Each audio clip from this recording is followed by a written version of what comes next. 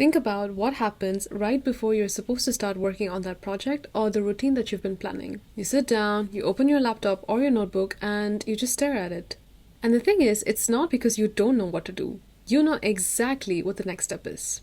You've thought about it for like 100 times and you've mapped the whole thing out. But something happens in the moment between sitting down and actually starting it. And I think I finally know what it is. Because here's the thing about me. I work as a data analyst. And at work, we use this term called false positive. It's when the data looks completely fine on the surface, but underneath it, the numbers are completely broken. It's flagging safe when it should be flagging danger. That frozen moment when you know exactly what to do and you still open Instagram instead, that is a false positive. Now I know what you're thinking, because everyone on this app loves to tell you that this is a discipline problem. They'll tell you to download 5 different habit trackers, fix your morning routine, buy a new aesthetic journal, and wake up at 5 a.m. to fix your life. But let's be so real with ourselves.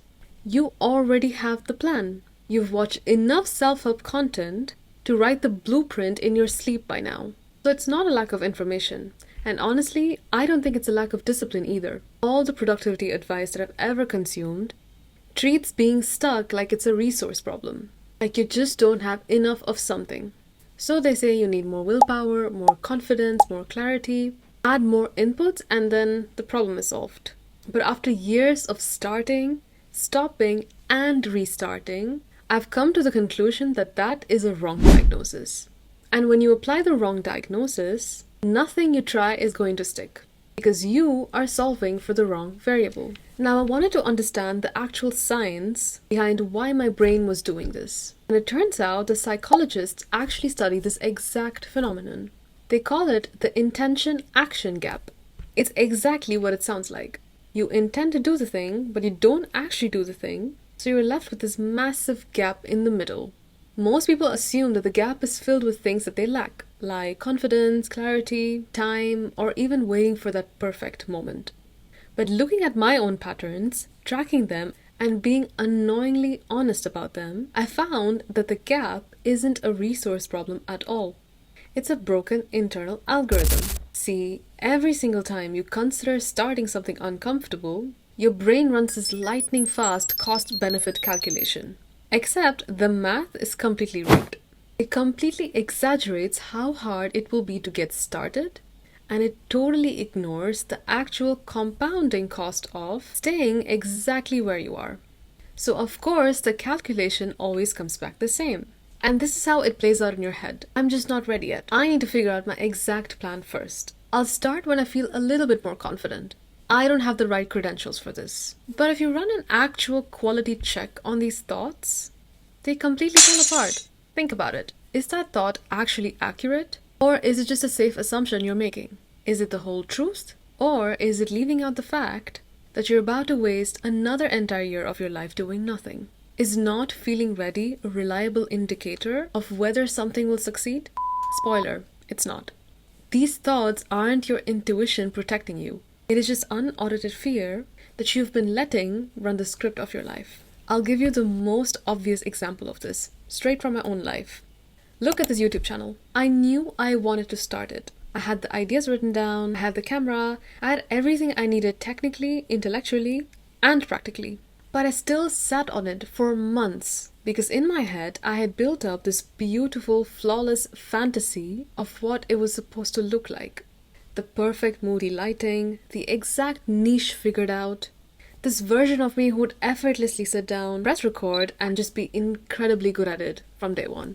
And if we're actually real about what the waiting actually was, it wasn't preparation, it was protection. I was protecting myself from finding out that I might try, like really fully try, and realize that I am not instantly perfect at it. See, the imaginary version of me who hadn't started yet, she was still flawless. She was still capable of anything. But the exact second I uploaded a real video, the fantasy version of me had to die. And this is exactly what you are also protecting right now. It's not your time, and it's definitely not your energy. You are protecting the perfect version of yourself that only exists because you haven't tested her against reality yet. This is only the 10th video that I've ever posted. And looking back at the very first one, yeah, it was messy. I was awkward. The pacing was quite off. I did not have it all figured out at all. But I posted it anyway because I finally looked at my hesitation and realized that it was actually a lie. So I just stopped trusting it. Okay, think about two people that have the exact same idea at the exact same time. They both know exactly what they need to do next. The first person, she waits. She tweaks her plan, she just looks for one more piece of advice, buys another journal, and waits to magically feel ready. And every single week she waits, the project in her head gets more detailed, more beautiful, and actually completely impossible to achieve. 6 months pass and she's still staring at a blank page. The idea has become so precious and so protected to her that actually starting right now feels like she's risking everything. And the second person just starts. Messily, she does not have all the complete information, yet she pushes out a completely imperfect version. And then she gets data on that, adjusts, and goes again. And just by doing that, she gets the one thing the first girl will never get: real data from the real world, instead of a fake simulation in her own head. They had the exact same idea and the exact same starting line. The only difference lies in their relationship to the false positive. The first person is still optimizing the plan, while the second one has real data that she can work with. You have the thing right now. You know exactly what it is. You've been circling it for weeks, maybe months, maybe even years. So let me ask you a real question. What are you actually waiting for? Not the pretty excuse that you tell your friends. Not the right time. Not when things will settle down. Actually look at the excuse right now. Is it valid? Because if you're being completely honest with yourself, you are just waiting for a guarantee before you're willing to take a risk. You want proof that it's going to work out before you've even tried. But that is just not how the real world works. The new routine you want to build, start it tomorrow at 60% effort. If you want to start a channel, just go post an awkward video. The project you're putting off, go write the smallest, ugliest, rough version of a draft today. This messy version of you that actually starts is working with real life data. The perfect version of you who is still waiting is just trapped inside a fantasy that hasn't been tested against reality yet. So I want to leave you with the single biggest thing that I've learned from analyzing my own patterns.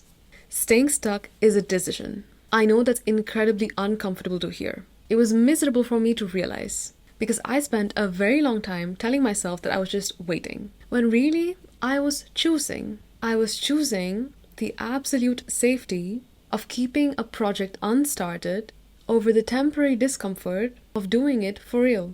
But when I finally called it for what it actually is, which is a decision, things started to change. Suddenly, all the control comes rushing back to you, because a decision is something that you can actually change. Circumstances feel like a brick wall. A decision just feels like a door that you could just open. So you're not stuck. You are just deciding every single morning to wait one more day. The only question left is whether you're ready to look at the choice, own it, and finally decide something else. This channel is just me figuring it out in real time. But if there's one thing I know for certain, the only thing that's actually ever moved the needle for me, it's that exact moment I stopped waiting to feel ready and started questioning the thought that told me I needed to be. The thought failed the check. So I just started. Tell me in the comments, what is the one thing you know you should be doing right now, but you're still waiting on? Let's talk about it. Staying stuck is not a circumstance. It is a decision you keep making. And decisions can be unmade.